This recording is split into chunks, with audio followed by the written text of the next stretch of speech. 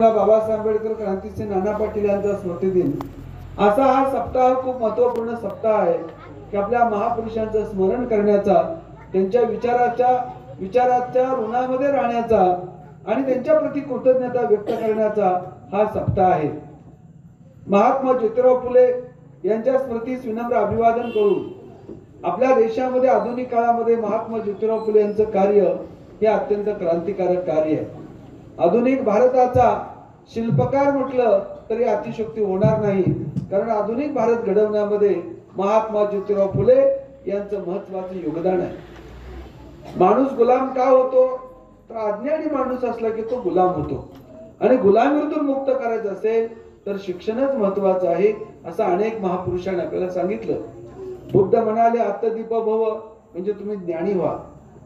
बुद्धांनी ज्या पद्धतीने ज्ञानाचा आग्रह धरला, वर्धमान महावीर, संत रोहिदास, संत नामदेव, गुरु नानक, महात्मा बसवण्णा, चक्रधर स्वामी, संत तुकाराम महाराज या अनेक साधू संतांनी देखील शिक्षणाचा ज्ञानाचा आग्रह धरला। संत नामदेव तर म्हणाले नाचू कीर्तनाचे रंगी, ज्ञान दीप लावू जगी, तुम्ही ज्ञानाचा दिवा लावा। तर ज्ञानदेव म्हणतात की अविवेकाची काजळी फेडून विवेक दुःख उजळी, योगिया पाहे दिवाळी निरंतर, तुम्ही ज्ञानाची दिवाळी साजरी करा असं अनेक आपल्या साधू संतांनी आपल्याला सांगितलं। संत रोहिदास तर म्हणाले, संत कबीर म्हणाले की तुम्ही ज्ञानसंपन्न व्हा। प्रत्येक शूद्र अतिशूद्रांना म्हणजे SC ST OBC NT minority म्हणजे शेतकरी जातीतल्या बहुजन समाजातल्या प्रत्येक व्यक्तीने शिक्षित झालं पाहिजे हा आग्रह आपल्याला साधू संतांनी धरला। संत तुकाराम महाराज म्हणतात अमागृताने शब्दांची जरत नाही, शब्दशास्त्र यत्न करू, शब्द जे आमच्या जीवाचे जीवन, शब्द वाटू धन जन लोका। शब्द हे जगातलं सगळ्यात मोठं शस्त्र आहे। शब्द म्हणजे ज्ञान, शब्द म्हणजे ज्ञान ही जगातली सगळ्यात मोठी संपत्ती आहे असं आपल्याला संत तुकाराम महाराज म्हणाले। अनेक साधू संतांनी सांगितलं, प्राचीन महापुरुषांनी सांगितलं, तरी देखील आपल्याला शिक्षणाचा अधिकार नव्हता। अहो शूद्र अतिशूद्र तर सोडाच, आपले कष्टकरी कामकरी शेतकरी भावंडांना तर शिक्षण नव्हतं, साक्षात छत्रपतींना देखील शिक्षणाचा अधिकार नव्हता। संभाजीराजांनी ज्ञानार्जन केलं म्हणून त्यांना हलाल करून त्या काळामध्ये ठार मारलं। औरंगजेब आणि सनातन यांनी मिळून संभाजीराजांची हत्या केली, कारण संभाजीराजांनी 4 ग्रंथ लिहिले होते, बुद्धभूषण, नखशिख, नायिका भेद आणि 7 शतक हे 4 ग्रंथ लिहिले होते। संस्कृतवरती प्रभुत्व मिळवलं होतं, हिंदीवरती त्यांचं प्रभुत्व होतं, इंग्रजी त्यांनी आत्मसात केली होती, म्हणून संभाजीराजांचा छळ करण्यात आला। प्रतापसिंह महाराज सातारच्या गादीवरती वयाच्या 15 वर्षी ते आले, कारण त्यांच्या वडिलांचं अकाली निधन झालं आणि 15 वर्षी छत्रपती प्रतापसिंह महाराज सातारच्या राजगादीवरती आले। तर दुसरा बाजीराव पेशवा त्यावेळेस पुण्यामध्ये राज्य करत होता। पेशवे म्हणजे छत्रपतीचे नौकर, पण या दुसऱ्या बाजीराव पेशव्यांनी सगळे अधिकार आपल्या हातात घेतले आणि छत्रपती प्रतापसिंह महाराजांच्या शिक्षणावर बंदी घातली। हे कुणी लिहून ठेवलंय? प्रबोधनकार ठाकरे यांचा सातारच्या राज्यकर्त्यांचा इतिहास नावाचा ग्रंथ आहे, तो महाराष्ट्र सरकारच्या साहित्य संस्कृती मंडळाने प्रकाशित केलेला आहे। काय लिहिलंय प्रबोधनकार ठाकरेंनी? तर प्रतापसिंह महाराजांच्या शिक्षणावर दुसऱ्या बाजीराव पेशव्यांनी बंदी घातली का? तर छत्रपती शिकले तर शहाणे होतील, आणि शहाणे झाले तर आपल्या अंकित राहणार नाहीत, हे गुलाम राहिले पाहिजेत, मग त्यांच्या शिक्षणावर बंदी घातली। चोरून शिकवतील म्हणून गुप्तहेर नेमले, सातारच्या राजवाड्यावरती गुप्तहेर होते। सरकारी पुस्तकातलं सांगतोय मी तुम्हाला, कुठल्या प्रचारकीय पुस्तकातलं नाही सांगत। तर त्यांची आई प्रतापसिंह महाराजांची आई मातोश्री आनंदीबाई या रात्री 2:30 वाजता उठायच्या। प्रबोधनकार ठाकरे म्हणतात 2:30 वाजता त्या उठायच्या आणि 2:30 ते 3:30 1 तास त्या आपल्या मुलाला शिकवायच्या।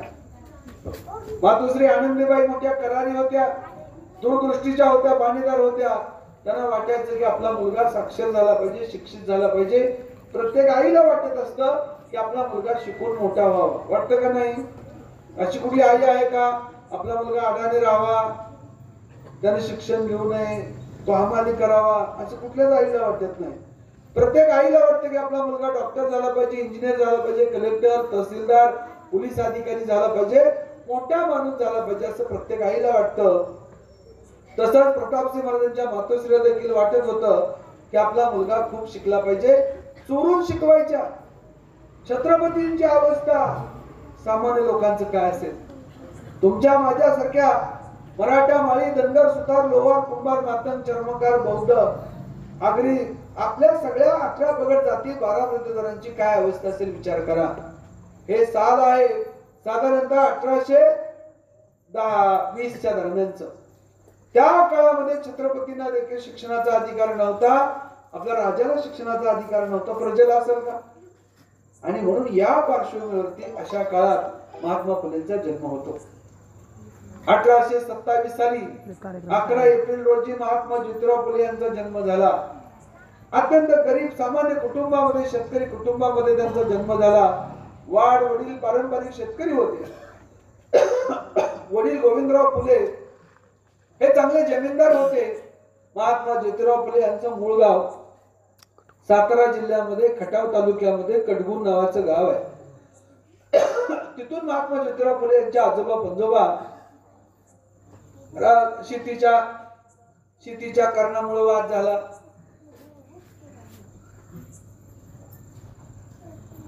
आणि म्हणून तो परिवार पुरंदर तालुक्यामध्ये खनवडी नावाचं गाव आहे, त्या खनवडी गावामध्ये महात्मा ज्योतिराव फुले यांचे आजोबा आले आणि तिथं त्यांच्या वडिलांचं बालपण गेलं. गोविंदराव फुले हे शेतकरी होते, त्यांचं किराणा मालाचं दुकान होतं पुण्यामध्ये, परिस्थिती खूप चांगली होती. महात्मा ज्योतिराव फुले यांच्या मातोश्रीचं अकाली निधन झालं. महात्मा ज्योतिराव फुले अत्यंत लहान असताना आईचं निधन झालं. वडिलांनी त्यांना चांगलं सांभाळलं. वडील खूप असे साधे भोळे, सरळ, प्रामाणिक, कष्टाळू होते. किराणा मालाचं दुकान, शेती करावी. पण महात्मा ज्योतिराव फुले यांना सुरुवातीला शाळेमध्ये घातलं. शाळेत जाऊ लागले. महात्मा फुले हुशार होते, प्रचंड हुशार होते. महात्मा फुले एकपाटी होते. एखादं पुस्तक घेतलं हातात की मुळापासून वाचून काढायचे. वाचनावर प्रचंड प्रेम होतं महात्मा फुलेंचं, प्रचंड वाचन होतं. लहानपणापासून त्यांना पुस्तकं खूप आवडायची. पुस्तक ते मनापासून वाचायचे. वर्गामध्ये चांगला अभ्यास करायचे. त्यांना मराठीवर इंग्रजी चांगली येऊ लागले. त्यांचं नाव गल्लीमध्ये त्याच्या गंजपेठेमध्ये राहत होते, त्या ठिकाणी त्यांचा खूप नावलौकिक झाला. गल्लीमध्येच लिजिड साहेब हे ख्रिश्चन ग्रस्त आणि गपार शेठ मुन्शी हे मुस्लिम ग्रस्त, हे 2 सद्ग्रस्त गल्लीमध्ये राहत होते. महात्मा फुले त्यांच्याकडे जायचे, वाचन करायचे, अभ्यास करायचे. वर्गामध्ये चांगली मार्क त्यांना पडत होती.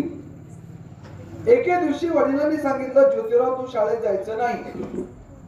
महात्मा फुले म्हणाले, का? अहो मी चांगली शाळा शिकणार, मोठा होणार, मला खूप अभ्यास करायचा आहे. नाही म्हणले, शाळेत जायचं नाही. महात्मा फुलेंना आश्चर्य वाटले की वडील आपल्या एवढे प्रेम करणारे, आपल्याला आपुलकीने शिकवणारे, एकदम असं का बदल झाला? तर महात्मा ज्योतिराव फुले यांच्या वडिलांचं जे किराणा मालाचं दुकान होतं, त्या दुकानामध्ये एक भटजी कामाला होता, दुकानात कामाला. तो भटजी काय म्हणाला ज्योतिराव फुलेंच्या वडिलांना, गोविंदराव फुलेंना, का हो तुमचा मुलगा जर शिकला तर इंग्रजी शिकला तर धर्म बुडेल, आणि त्यामुळे ज्योतिराव फुलेंना शिकवू नका. तुमच्या ज्योतिबा जर शिकला तर धर्म बुडेल, इंग्रजी शिकला तर इंग्रजी पुस्तकं वाचेल, चुकीच्या मार्गाला लागेल. गोविंदराव बिचारे साधा भोळा, आणि आपल्या लोकांचा भटजीवर खूप विश्वास असतो ना. देवबाप्पा सांगतात ते खरंच सांगतात, त्यांचं ऐकलं पाहिजे, असं एक अंधश्रद्धा आपल्याकडे. भोळ्या बाबड्या ज्योतिराव फुलेंच्या वडिलांनी त्यांना शाळेतून काढलं. आपल्या किती पळपिड्या बरबाद झाल्या असते लक्षात घ्या तुम्ही. आज देखील आपल्याला मुलगा झाला, बाळ झालं की नाव कोणाकडून ठेवायला जातो आपण? आता आपण ठेवतो, पण एक काळ असा होता की आपल्याला मुलबाळ झालं की नाव काय ठेवायचं विचारण्यासाठी भटजीकडे जायचे लोक. म्हणजे लग्न आपण करणार, कष्ट आपण घेणार, मुलं आपल्याला होणार, नाव ठेवायला कोण? भटजी. काय संबंध आहे त्याचा? नाव तुम्ही ठेवलं पाहिजे ना, आपल्या पण ठेवलं पाहिजे. चांगलं नाव ठेवा, महापुरुषाचं नाव ठेवा, महामाताचं चांगलं नाव ठेवा. पूर्वी नाव काय आपल्याकडे? खांड्या, दगड्या, धोंड्या होते का ना, पिस्तुल्या, नकुशा. अहो नकुशा काही नाव असतं का कुठे? मला सांगा. नकुशा म्हणजे नको असणारी नकुशा. चांगलं नाव पाहिजे. तारा राणी, जिजाबाई, सावित्रीबाई, अहिल्याबाई, रमाबाई, कितीतरी नाव आहेत ना आपल्याकडे. दुर्गाबाई, भवानीबाई, अंबाबाई चांगली नाव आहे ती. मुलांची पण नावं चांगली पाहिजेत ना. शिवाजी, संभाजी, तुकाराम, शाहू, भीमराव अशा अनेक नाव आहेत ती. प्राचीन काळ बळीराजा होऊन गेला. हिरण्यकश्यपू नावाचा राजा होता. महात्मा फुलेने गुलामगिरीमध्ये लिहिले. पण आपल्याकडे नावं मात्र अपमानास्पद. मनुस्मृतीमध्ये लिहिलंय की बहुजनाची नावं द्वेषमूलक, तिरस्करणीय, अपमानास्पद असावीत आणि ब्राह्मण कुटुंबातली नावं आनंददायी आणि प्रेरणादायक असावीत. त्यामुळे आपल्याकडची आडनावं सुद्धा बघा कशी. डुकरे पाटील, हागे पाटील, गाडवे पाटील, बोंगळे पाटील. अंगावर कपडे ना आडनाव बोंगळे. मी त्या औरंगाबादला कार्यक्रमाला गेलो होतो व्याख्यानाला. मोठा कार्यक्रम होता. तिथले वकील होते हायकोर्टातले नामवंत वकील. काय नाव त्यांचं? ऍडव्होकेट हागे पाटील. आम्हाला ते हागे काढा, नुसतं पाटील तर ठेवा. तर ते म्हणले नाही, आम्हाला कोण पाटील कसे ओळखणार लोक, म्हणून हागे पाटील. यवतमाळला व्याख्यानाला गेलो. तिथे एका प्राध्यापकाचं नाव काय? पातळ हागे. तरी बरं म्हणलं जेवताना आठवण करून दिली नाही, ओळख करून दिली. डुकरे, हागे, लय मजेशीर. कडू कडू आडनाव आहे तिकडे पुणे जिल्ह्यात. कडू माणूस लय गोड पण आडनाव कडू. इकडे ब्राह्मण मंडळीचे आडनाव काय?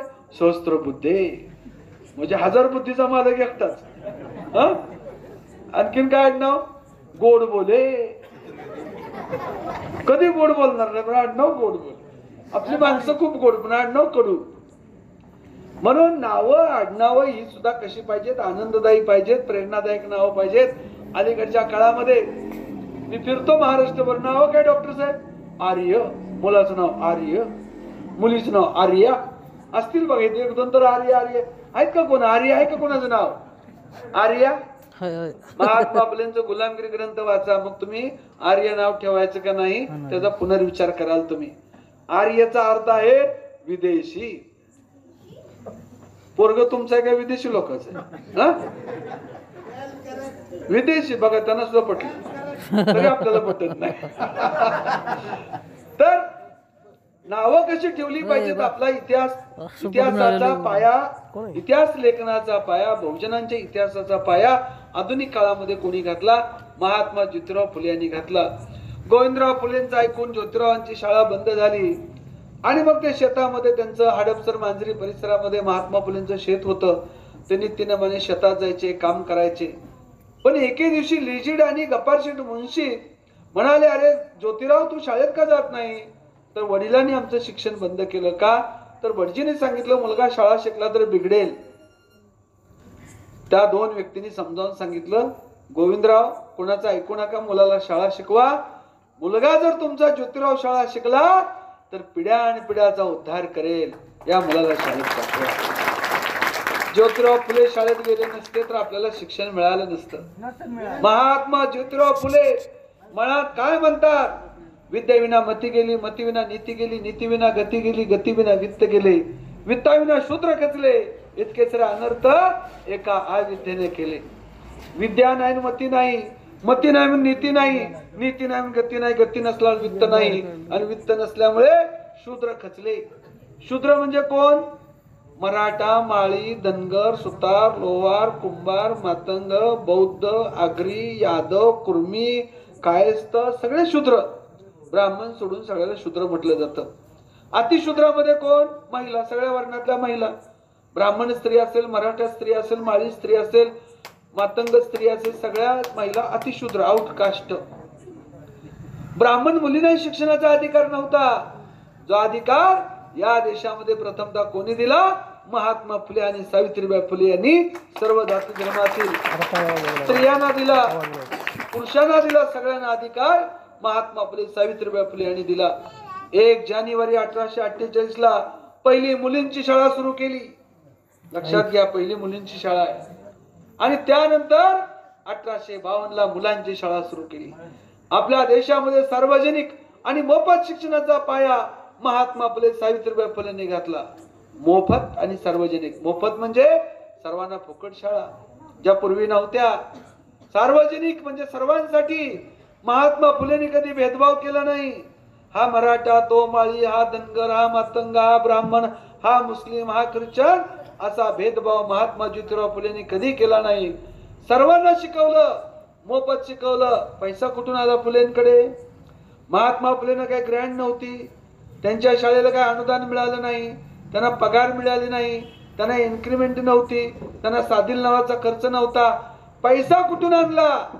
महात्मा ज्योतिराव फुले जमीनदार होते, बागात शेती होती, किराणा मालाचं दुकान होतं आणि ते स्वतः मोठे कॉन्ट्रॅक्टर होते. कॉन्ट्रॅक्टर म्हणून काम करत असताना महात्मा ज्योतिराव फुलेंनी खडकवासला धरणाचं बांधकाम केलं. जे धरण माहिती पुण्याला पाणी पुरवठा करतं, शेतीला पाणी पुरवठा पुणे जिल्ह्यामध्ये खडकवासला धरणापासून होतो आणि पूर्ण पुणे शहराला पाणी पुरवठा खडकवासला धरणापासून होतो. आज पुणे शहराची लोकसंख्या सुमारे 50 ते 60 लाख आहे. जेव्हा धरण बांधलं 100 वर्षापूर्वी, 100 पेक्षा जास्त वर्ष झाली, त्यावेळेस पुण्याची लोकसंख्या असेल जास्तीत जास्त 25-30 हजार. त्यावेळेस बांधलेलं धरण, 100-150 वर्षापूर्वी बांधलेलं धरण, आज देखील त्याच धरणाचं पाणी पुणेकर पितात.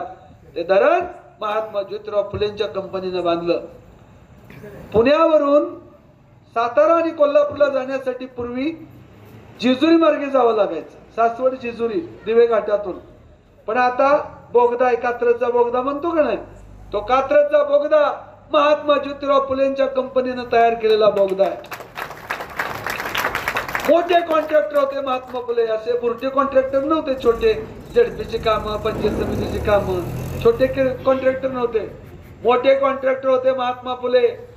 महात्मा फुलेंनी स्वतःचा विचार केला असता तर टाटा, बिर्ला, अंबानी, अदानी इतके श्रीमंत राहिले असते महात्मा फुलेंचं परिवार. पण कन्स्ट्रक्शन मधून कन्स्ट्रक्शन मधून मिळालेला पैसा, गुत्तेदारी करून मिळालेला पैसा, कॉन्ट्रॅक्टर म्हणून काम केल्यानंतर मिळालेला पैसा महात्मा ज्योतिराव फुले, सावित्रीबाई फुलेंनी गोरगरिबांच्या शिक्षणासाठी खर्च केला. कॉन्ट्रॅक्टर असणं वाईट नाही, पण अख्खा रस्ता खाणं वाईट आहे, अख्खा पूल खाणं वाईट आहे, अख्खं धरण खाणं वाईट आहे. महात्मा फुलेंनी मिळवलेला पैसा स्वतःसाठी आणि कुटुंबासाठी खर्च केला नाही, आपल्या बहुजन समाजासाठी खर्च केला, सर्वांसाठी खर्च केला. कॉन्ट्रॅक्टर लोकांनी आदर्श घ्यावा महात्मा ज्योतिराव फुलेंकडून. मी महाराष्ट्रभर फिरतो, काय काय ठिकाणचे रस्तेच नाहीत हो, रेकॉर्डला रस्ते झालेले आहेत. अनेक कॉन्ट्रॅक्टरने पैसे उचलले पण रस्ते केलेले नाहीत. इतका निर्दयीपणा, इतका क्रूरपणा, इतका नीचपणा नसावा. महात्मा ज्योतिराव फुलेंनी मिळालेला पैसा गोरगरिबाच्या शिक्षणासाठी खर्च केला. शाळा काढल्या पुणे, सातारा, अहमदनगर, नाशिक या भागामध्ये महात्मा ज्योतिराव फुले यांनी शाळा सुरू केल्या आणि पहिली मुलींची शाळा सुरू केली. महात्मा फुले काय म्हणतात, आईच्या योगे मुलांचा उद्धार होतो. आई गुलाम झाली तर मुलं गुलाम होतात, आणि मुलं गुलाम झाली समाज आणि देश गुलाम होतो. देशाला आणि समाजाला गुलामीतून बाहेर काढायचं असेल, पहिल्यांदा मुलींना शिकवा, आईला शिकवा, मुलींना शिकवा. महात्मा फुलेंनी आग्रह धरला. मुलांना तर शिकवलंच पाहिजे हो, मुलांना तर शिक्षण मिळतच आपल्याला. असू द्या राहू द्या, थोडी मजा पण पाहिजे ना मध्ये आधी, असे प्रतिसाद देणारे लोक पाहिजेत. असू ऐकू दे, फरक पडला तर पडला तेवढं. चुकीच्या ठिकाणी होत. तर महात्मा ज्योतिराव फुलेंनी मुलींची शाळा सुरू केली, त्यानंतर मुलांची शाळा सुरू केली. पुण्यामध्ये ते शिकवायला लागले. शिक्षण सुरू केल्यानंतर सनातनी लोकांच्या तळपाय जाग मस्तकाला गेली. शिक्षणाला विरोध सुरू झाला. शिकवायला शिक्षिका कोण? सावित्रीबाई फुले. महात्मा ज्योतिराव फुलेंनी पत्नीला शिकवलं, पहिल्यांदा पत्नीला शिकवलं. जे शिकवायला जाऊ लागल्या तर सनातनी लोकांनी शेण, चिखल, दगड, धोंडे त्यांच्या अंगावरती मारले. सावित्रीबाई मागे हटल्या नाहीत. संकट समयी सावित्रीबाई लढणाऱ्या होत्या. सावित्रीबाई फुले रडणाऱ्या नव्हत्या, तर त्या लढणाऱ्या होत्या. मागे हटल्या नाहीत त्या, त्यांनी शिकवलं. सनातनी लोक गोविंदराव फुलेंना भेटले, ज्योतिरावांच्या वडिलांना. अहो गोविंदराव, तुमचा मुलगा आणि सून धर्म बुडवायला निघाले का? अहो ते शिक्षण देतात. शिकणं अधिकार नाही शूद्रांचा. महिलांनी शिकू नये. महिलांचा धर्म सेवेसाठी आहे, महिलांचा जन्म सेवेसाठी आहे, त्यांनी शिक्षण घेऊ नये, असं सनातनी लोक गोविंदराव फुलेंना सांगू लागले. गोविंदराव साधे भोळे. ज्योतिराव फुले घरी आल्यानंतर गोविंदराव फुले म्हणाले, अरे ज्योतिराव तू काय चालू केलंस? तू लोकांना शिकवतो, पत्नीला शिकवतो, हे बरोबर नाही, याने धर्म बुडेल. ज्योतिरावांनी समजावून सांगण्याचा प्रयत्न केला की बाबा, मुला मुलींनी शिक्षण घेतलं तर समाजामध्ये परिवर्तन होईल, अज्ञानातून बाहेर पडेल समाज, गुलामगिरीमध्ये राहणार नाही. पण गोविंदराव फुले जुन्या विचाराचे होते, त्यांचा भटजीवरती खूप विश्वास होता. आणि मग गोविंदराव फुले म्हणाले ज्योतिरावाला आणि सावित्रीबाईला, एक तर घर सोडा. आता ज्योतिरावांचं घर म्हणजे काय साधं घर नाही, मोठा वाडा, भरपूर जमीन, किराणा मालाचं दुकान. गोविंदराव फुले काय म्हणतात ज्योतिरावाला, सावित्रीबाईंना, एक तर घर सोडा किंवा शिकवायचं सोडा. ज्योतिराव फुलेंनी, सावित्रीबाई फुलेंनी घर सोडलं, पण गोरगरिबांना शिकवायचं सोडलं नाही. इतका त्याग आणि समर्पण महात्मा फुले, सावित्रीबाई फुलेंचं होतं. मग मला सांगा, शिक्षक दिन कोणाच्या नावाने व्हायला पाहिजे? कोणाच्या नावाने व्हायला पाहिजे? महात्मा ज्योतिराव फुले आणि सावित्रीबाई फुले यांच्या नावाने शिक्षक दिन झाला पाहिजे. कारण राधाकृष्णांच्या बापाचा जन्म झाला नव्हता त्यावेळेस महात्मा फुले, सावित्रीबाई फुले शाळा सुरू केली. आपण शिक्षक दिन करतो राधाकृष्णांच्या नावाने, हा आपला कृतज्ञपणा आहे. कृतज्ञपणा आहे आपला. महात्मा फुले, सावित्रीबाई फुलेंच्या नावाने शिक्षक दिन झाला पाहिजे. आपण शाळेमध्ये विद्येची देवतावून पूजा कोणाची करतो? सावित्री, सरस्वतीची. सरस्वती बद्दल मला आदर आहे. शिवाजीराजांनी सांगितलं, स्त्री ही कुठल्याही जाती धर्माची असली तर तिचा आदर करा, तिचा सन्मान करा. आपल्या विरोधकाची आई असेल, बहीण असेल, पत्नी असेल, मुलगी असेल, त्या शत्रूच्या स्त्रियांचा सुद्धा आदर केला पाहिजे. ही शिकवण आपल्या देशाला दिली छत्रपती शिवाजीराजांनी. म्हणून सरस्वती बद्दल मला आदर आहे. मी तिचा सन्मान करतो, सरस्वतीचा स्त्री म्हणून. पण सरस्वतीनं आपल्या देशामध्ये कुठे शाळा, कॉलेज, महाविद्यालय सुरू केल्याची नोंद नाही. तुम्हाला काय पुरावा सापडला का कुठं? सरस्वतीनं कुर्टीला बालवाडी सुरू केली, करमाळ्यामध्ये हायस्कूल सुरू केलं, सोलापूरला विद्यापीठ काढलं, दिल्लीमध्ये एक शाळा काढली, मुंबईमध्ये एक शाळा काढली, आहे का कुठं? सरस्वतीनं शाळा, कॉलेज, महाविद्यालय, साधी नर्सरी सुद्धा सुरू केली नाही कुठं. कुठलाही ऐतिहासिक पुरावा नाही, आर्किओलॉजिकल पुरावा नाही. कारण सरस्वतीला शिक्षणाचा अधिकार नव्हता, ब्राह्मण स्त्रियांना शिक्षणाचा अधिकार नव्हता. सरस्वतीला देखील लिहिता वाचता येत नव्हतं, तिला शिक्षणाचा अधिकार नव्हता. ही सरस्वती माझ्या सावित्रीबाई फुलेंच्या काळात जन्माला आली असती तर सावित्रीबाई फुलेंनी सरस्वतीला सुद्धा शिकवलं असतं. इतक्या मोठ्या मनाची सावित्रीबाई फुले होती. मग मला सांगा, विद्येची देवता म्हणून कोणाचं पूजन झालं पाहिजे? सावित्रीबाईचं का सरस्वतीचं? सावित्रीबाई फुलेंचं पूजन गावागावामध्ये, आपल्या घराघरामध्ये झालं पाहिजे. कारण त्याने आपल्या देशामध्ये सार्वजनिक आणि मोफत शिक्षणाचा पाया घातला. सावित्रीबाई फुलेंनी अनेक पुस्तकं लिहिली. सुबोध रत्नाकर, बावनकशी, ज्योतिबाची भाषणे, काव्य फुले. सावित्रीबाई फुले म्हणतात, इंग्रजी शिका.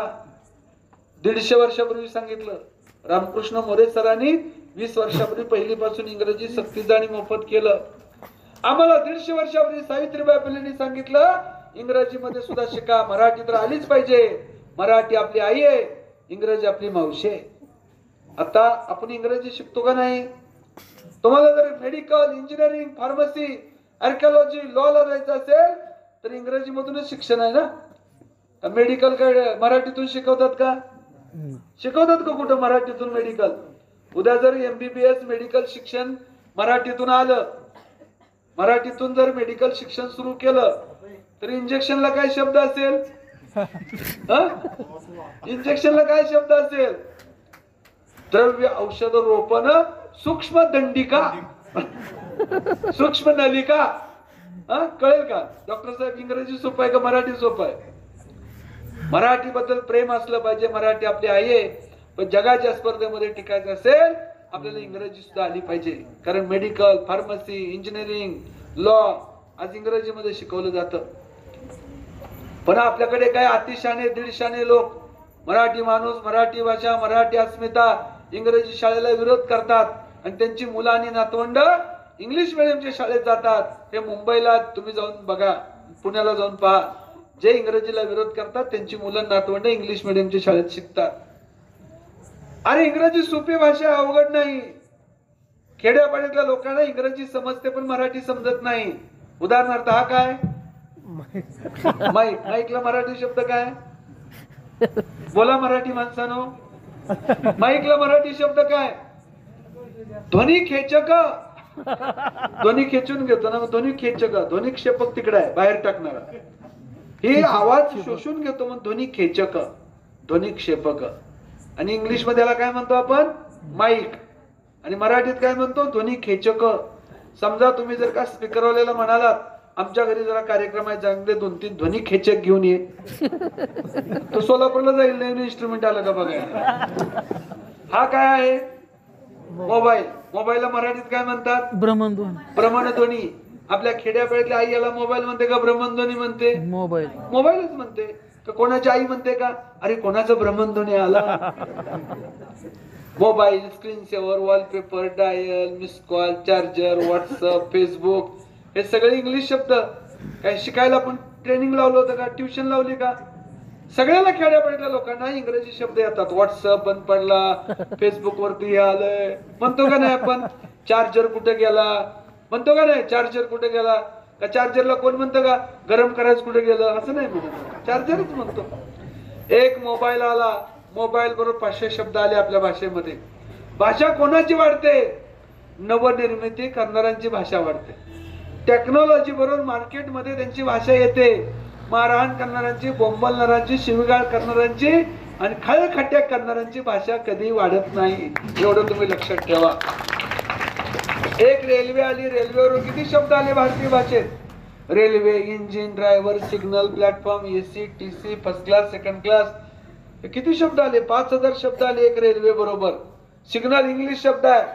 सिग्नलला मराठी शब्द काय दिला विद्वानांनी माहितीये का तुम्हाला? अग्निरथ, गमनागमन, दिशा दर्शक, लोहपट्टिका. ऍक्सिडेंट होईल तोपर्यंत. पंक्चर कोणत्या भाषेतला शब्द आहे? इंग्लिश. पंक्चरला मराठी शब्द काय? काय पंक्चरला मराठी शब्द? हवा गेली, कुठून गेली? चाकातून गेली. पंक्चरला मराठी शब्द आहे चक्राच्या छिद्रीकरणाने अंतर्गत वातेचे बहिर्गमन.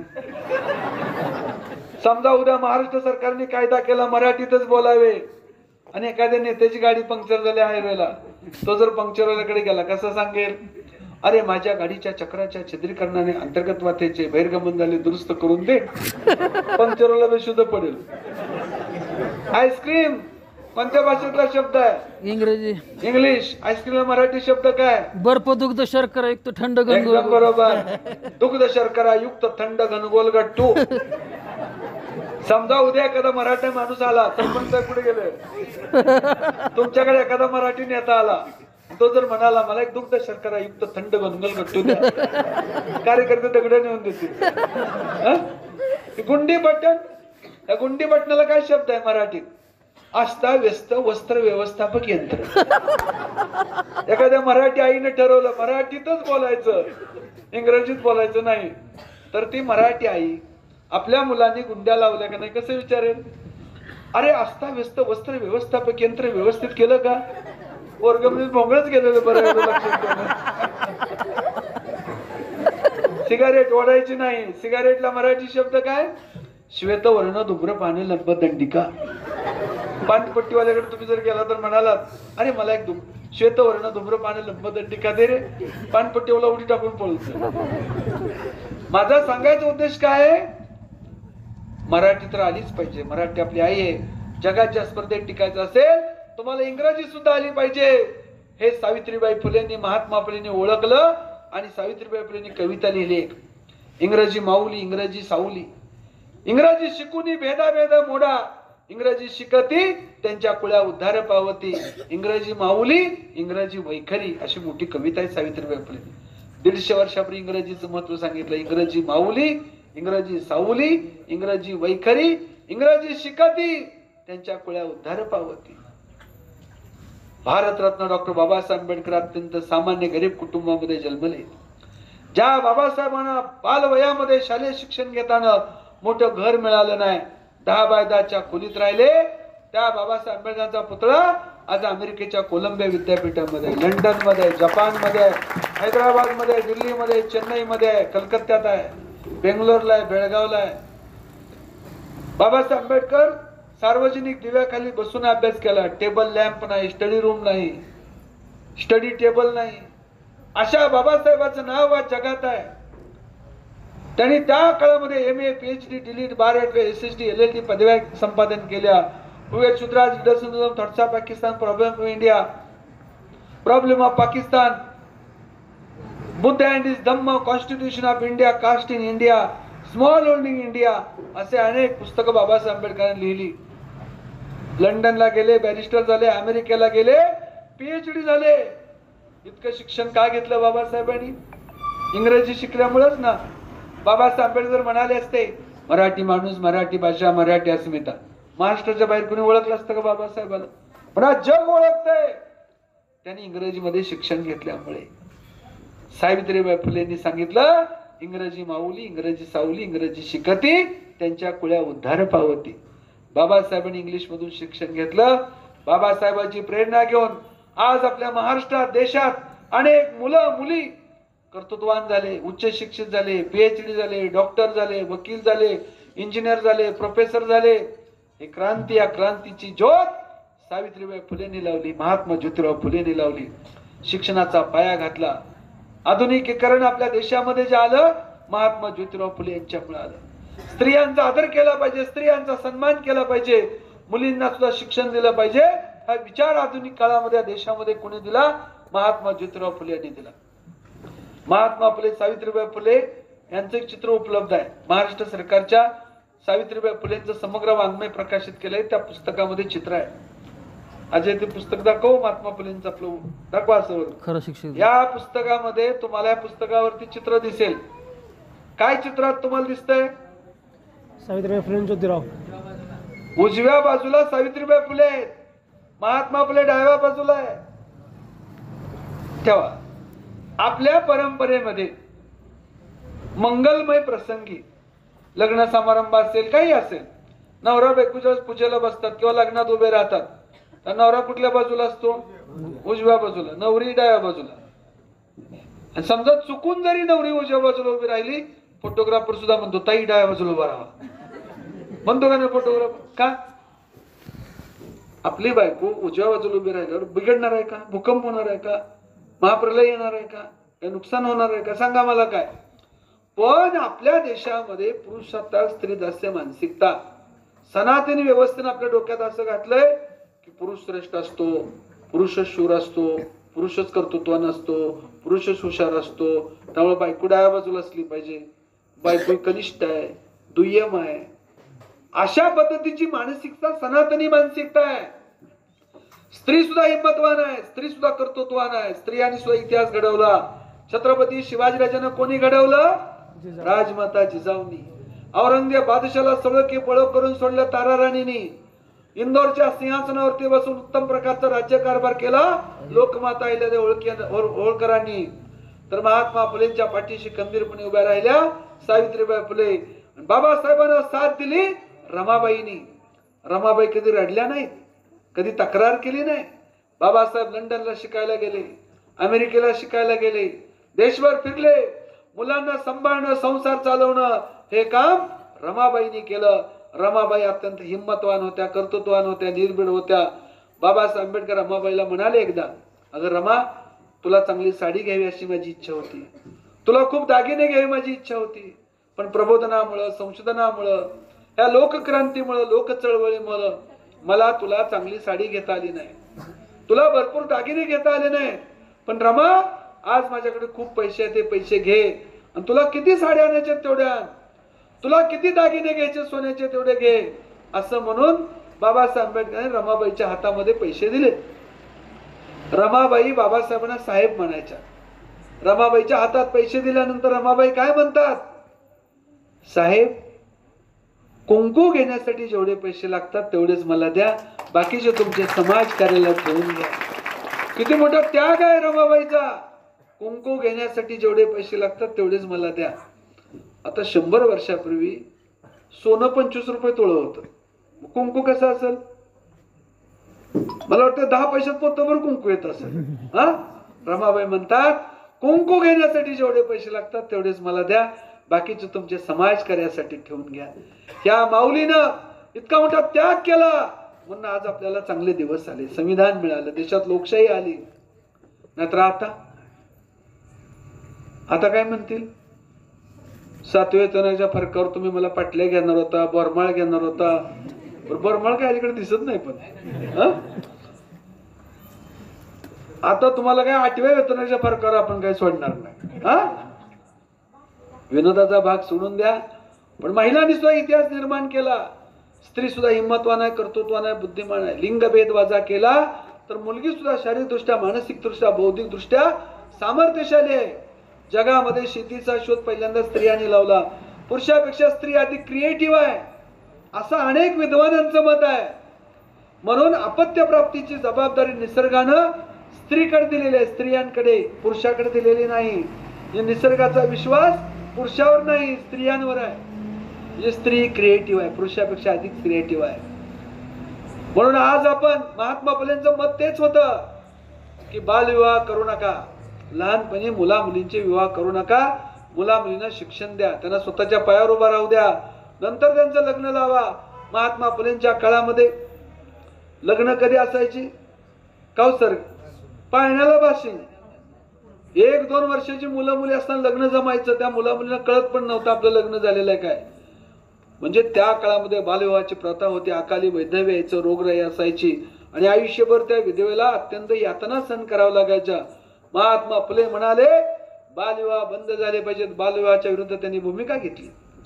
विधवा विवाहाला प्रोत्साहन दिलं. विधवांचे सुद्धा लग्न झाली पाहिजेत, विधवांचा सुद्धा विवाह झाला पाहिजे, ही महात्मा ज्योतिराव फुले, सावित्रीबाई फुले यांची भूमिका होती. विधवाचा विवाह झाला पाहिजे का नाही? हात वर करा, कोणाकोणाला वाटते विधवांचा विवाह झाला पाहिजे? अरे वा, चांगली गोष्ट आहे. आपल्याकडे बायको मिली की नवरा लगी लग्नाला तयार. माझं काय नाही हो, लेकर बाळ आहे ते. आणि नवरा मेला तर आपल्या कुठं संस्कृतीत असतं का असं? म्हणजे संस्कृतीची बंधनं सगळी स्त्रियांवरती, पुरुष मात्र मोकाट. असं का? महात्मा फुलेंनी या भेदावरती हल्ला केला. जसा पुरुषाला अधिकार आहे तसा महिलांना सुद्धा अधिकार मिळाला पाहिजे. विधवा विवाहाला चालना दिली पाहिजे, ही महात्मा फुलेंची भूमिका होती. आंतरजातीय विवाहाला चालना दिली, विधवा विवाहाला प्रोत्साहन दिलं, बालविवाहाला विरोध केला. स्त्री भ्रूण हत्या प्रतिबंधक गृहाची स्थापना महात्मा ज्योतिराव फुले यांनी केली. स्त्रियांना सुद्धा पुरुषाच्या बरोबरीने हक्क अधिकार मिळाला पाहिजे असं सांगणारा आधुनिक काळातला महापुरुष म्हणजे महात्मा ज्योतिराव फुले आहेत. हे काम ब्राह्मण समाजाला करता आलं नाही, म्हणजे आर्य समाजाला करता आलं नाही, दयानंद सरस्वतीला करता आलं नाही, किंवा सुधारणावादी असणाऱ्या आगरकरांना, रानडेंना सुद्धा करता आलं नाही. रानडे वयाच्या 53 वर्षी 11 वर्षाच्या मुलीबरोबर लग्न केलं. जस्टिस रानडे, न्यायमूर्ती महादेव गोविंद रानडे यांची पत्नी वारल्यानंतर त्यांचं वय होतं 53 आणि 11 वर्षाच्या मुलीबरोबर त्यांनी लग्न केलं. महात्मा फुलेंनी त्यांना सांगितलं तुम्ही विधवेबरोबर विवाह करा, त्यांनी केला नाही विवाह. म्हणजे आगरकर, रानडे, राजाराम मोहन राय किंवा ते दयानंद सरस्वती हे कसे होते? बोलके सुधारक होते, भाषण करणारे. प्रसंग आल्यानंतर ते पळून गेले. पण महात्मा ज्योतिराव फुले कसे करते सुधारक होते, त्याचं उदाहरण तुम्हाला सांगतो. स्त्री भ्रूण हत्या प्रतिबंधक गृहाची स्थापना केली. म्हणजे त्या काळामध्ये बालविवाहाची प्रथा होती. रोगराईमुळे पतीचं निधन व्हायचं किंवा मुलीचं पण निधन व्हायचं. कधी कधी मुलीचं जर पत्नीचं निधन झालं तर मुलाचं दुसरं लग्न व्हायचं, पण मुलीचं दुसरं लग्न होत नव्हतं. मग ती बाल विधवा बिचारी लहान असायची, 2 वर्ष, 5 वर्ष, 10 वर्ष, तिला लग्न संसार काय माहिती नाही. मग काय केलं जायचं? तिचं केस कापलं जायचे. केशवपन. ती सुंदर दिसू नये ना, ती विद्रूप दिसली पाहिजे, ती आकर्षक दिसली नाही पाहिजे, तिचं केशवपन केलं जायचं. त्यावेळेस सावित्रीबाई फुलेंनी कविता लिहिली. आई वडील लहान मुलांना प्रेमाने सांभाळतात, पण ज्या वेळेस ती बालविधवा असेल तर वडीलच जायचे आणि वारकाला बोलवून आणायचे ना नाभिकाला केस कापायला. तर मुली काय म्हणत असतील, त्या ज्या मुलींचं केशवपन होत होतं त्या मुली काय म्हणत असतील? त्याच्यावर एक कविता आहे सावित्रीबाई फुलेंची. काय म्हणतात? ती मुलगी म्हणत असेल, अहो बाबा, मी तुमची लाडकी, मला का हो करता तुम्ही बोडकी, अशी ती व्यथा आणि वेदना सावित्रीबाई फुलेंनी कवितेतून मांडलेल्या आहेत. महात्मा ज्योतिराव फुलेंनी पाहिलं हे अत्यंत विदारक दृश्य. नाभिकाची संघटना उभारली, न्हाव्याची संघटना काढली. पैसे मिळत असताना, केस कापायचे पैसे मिळत होते ना न्हाव्यांना, महात्मा फुले म्हणाले केस कापायचे नाहीत, मुलींचे, लहान मुलींचे केस कापायचे नाहीत. त्यांचं सौंदर्य हिरावून घेण्याचा तुम्हाला अधिकार नाही. त्यांचं नैसर्गिक जे सौंदर्य आहे ते हिरावून घ्यायचा अधिकार नाही. किती मानवतावादी होते फुले पहा. नाभिकाची संघटना उभारली, न्हाव्यांनी सांगितलं आम्ही केस कापणार नाही. काय मानवतावादी होते महात्मा ज्योतिराव फुले. महात्मा, मग त्या बालविधवा, त्यांचं शोषण व्हायचं ना, कुटुंबातल्या व्यक्तीकडून, भावकीतल्या व्यक्तीकडून, नातेवाईकाकडून शोषण व्हायचं, लैंगिक शोषण व्हायचं. मग त्यांना गर्भधारणा व्हायची. मग त्यांना ज्यावेळेस समजेल की बाबा आपण गर्भार आहोत, मग त्या मुली काय करायच्या, आत्महत्या करायच्या, नाहीतर त्या अर्भक नदीत फेकून द्यायच्या. महात्मा फुले म्हणाले आत्महत्या करू नका, अर्भक फेकून देऊ नका, माझ्या घरी येऊन बाळंत व्हा. महात्मा ज्योतिराव फुले यांनी भ्रूण हत्या प्रतिबंध गृहाची स्थापना केली आणि अनेक मुली, बालविधवा, गर्भार मुली महात्मा ज्योतिराव फुले यांच्या घरी येऊन बाळंत झाल्या. त्यापैकीचे काशीबाई नातू, ब्राह्मणी विधवा, तिला मुलगा झाला, मुलाचं नाव यशवंत ठेवलं. त्या यशवंताला महात्मा ज्योतिराव फुलेंनी दत्तक घेतलं. म्हणजे भेदभाव केला नाही महात्मा ज्योतिराव फुलेंनी. या जातीचा, त्या धर्माचा, त्या पंथाचा असा भेदभाव केला नाही. पण मुलींची बाजू घेणारा, महिलांची बाजू घेणारा आधुनिक काळातला महापुरुष म्हणजे महात्मा ज्योतिराव फुले आहेत. आज आपण पाहतो मुलगा मुलगी असा भेदभाव महात्मा ज्योतिराव फुलेंनी केला नाही. स्त्री पुरुषाचा भेदभाव महात्मा फुलेंनी केला नाही. पण आज आपल्या देशामध्ये आपण पाहतो शिकलेले लोक सुद्धा, म्हणजे आपल्या कोर्टी गावचे नव्हे, दुसऱ्या गावचं सांगतो, शिकलेले लोक सुद्धा मुलगा झाला की काय वाटतात, पेढे, पेढे, आणि मुलगी झाल्यावर जिलेबी. जिलेबी. का? काय कारण? मुलगा वंशाचा दिवा आहे, टेंबा आहे मोठा. मुलगा वंशाचा दिवा, मुलगी वंशाचा दिवा नाही का? आहे का नाही? आहे. आपल्याला आई नसते, कल्पना करा, आपल्याला आई नसते, आपला जन्म झाला असता का? जिजाऊ नसत्या, शिवबाचा जन्म झाला असता का? जगामध्ये 100% पुरुष आहेत अशी कल्पना करा. एक पण स्त्री नाही जगात, एक पण महिला नाही. वंश वाढेल का? काय पोरं काय दगडाबरोबर झाडाबरोबर लग्न करणार आहेत का? पण वंशाचा दिवा जसा मुलगा असतो तशी मुलगी सुद्धा वंशाचा दिवा असते. म्हणून राजा प्रसेनजिताला बुद्ध म्हणतात, राजा मुलगी झाली दुःख करू नकोस, मुलगी सुद्धा हिंमतवान आहे, कर्तृत्वान आहे, बुद्धिमान आहे, असं राजा प्रसेनजिताला तथागत गौतम बुद्ध म्हणाले. महात्मा फुलेंचा विचार हा क्रांतिकारक विचार, परिवर्तनवादी विचार, आमूलाग्र क्रांती करणारा विचार होता. महिलांना हक्काधिकार देणारा महापुरुष म्हणजे महात्मा ज्योतिराव फुले. शिक्षण या देशामध्ये सुरू करणारा महापुरुष म्हणजे महात्मा ज्योतिराव फुले. त्यांनी तृतीय रत्न नावाचं नाटक लिहिलं. आता लय लोक नाटक करते ते बघा. नाटक कशासाठी? विडंबन, टिंगल मनोरंजन, अश्लीलता. मनोरंजन असू दे की, जीवनात मनोरंजन पण पाहिजे, नाहीतर सारखं दुःखी म्हणल्यावर लवकर मरावं लागेल. जीवनात आनंद देखील पाहिजे. महात्मा फुलेंनी जे नाटक लिहिलं त्या मराठीतलं पहिलं आधुनिक नाटक आहे. ज्या नाटकाने क्रांती केली त्या नाटकाचं नाव आहे तृतीय रत्न. तृतीय नेत्र किंवा तृतीय रत्न. रत्न. तृतीय नेत्र, तिसरा डोळा. तिसरा डोळा म्हणजे काय? ज्ञान, नॉलेज. महात्मा फुलेंचं नाटक काय? वाचा तुम्ही तृतीय रत्न नाटक.